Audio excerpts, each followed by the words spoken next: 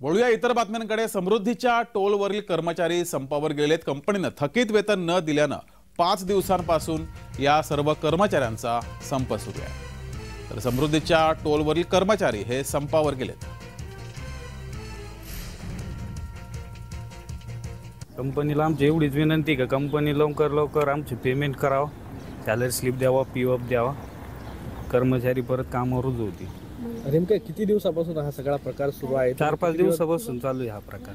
म्हणजे आता या ठिकाणी नेमकी प्रक्रिया काय सुरू आहे? गाड्या येत आहे, मोफतच चालू आहे गाड्या सगळ्या। यामध्ये नुकसान नेमकं कोणाचं होत आहे? यामध्ये कंपनीचं नुकसान तर आहेच, कर्मचाऱ्यांचं पण आहे आणि जे कस्टमर तिथून जा हे करताय त्यांचं पण नुकसान आहे। कारण फास्टॅगला जर सिंगल एंट्री झाली, एक दिवस जर सापडलं नाही तर कस्टमरचे पण जादा पैसे काढताय। पेमेंट पण वेळेवर मिळालेलं नाही। 2 महिन्यानंतर पेमेंट मिळाले आणि कंपनीने कुठल्याही प्रकारची शाश्वती घेतलेली नाही आहे। तुम्हाला कंपनी काय सांगते? कंपनी काय नाही, काहीच सांगत नाही, फक्त काम करायचंय म्हणून करायचंय। आता किती दिवसापासून तुम्ही संपावर आहात? 4 दिवस झाले। आमचं पेमेंट कधीच वेळेवर होत नाही। आता आम्हाला 1 महिन्याचं पेमेंट हे मार्चमध्ये झालेलं आहे।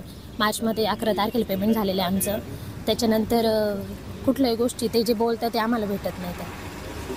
काय सांगितलं जातं त्यांच्याकडनं? हेच की पेमेंट तुमचं ह्या दिवशी होईल, त्या दिवशी होईल, तुमचं पेमेंट वाढून भेटेल, तुम्हाला पेमेंट स्लिप आम्ही 8 दिवसात देऊ, 15 दिवसात देऊ, 2 दिवसात देऊ, फक्त ते दिवसेंदिवस आम्हाला वाढून देतात।